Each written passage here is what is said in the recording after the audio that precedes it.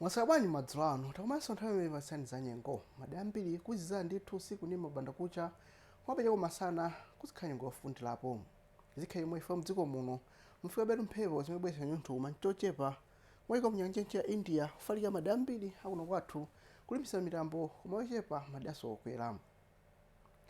oti usiku uno kukhawuziza ndithu madambiri komanso mitambo ochepa ingaoneke madena monga kudedza kuntchewu ku Blantyre komanso kuzomba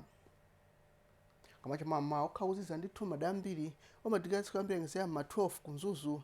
13 ukasungu kulongwe komanso kumchinji nthawi yomweyo madambiri amphiri mwa nyanja kuzafundirapo kila kudziwa kukhakhaza khali kuonekabe mmawa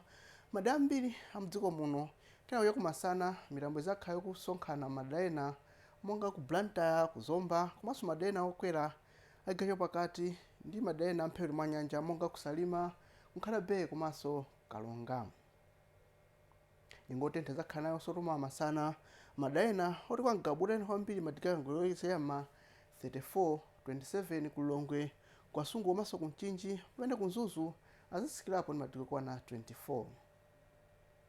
mkuja uno zakhaso kwa mitambo madambiri monso moyo mvula waza ulipo madena monga kuntchewu komanso kwa vumbwe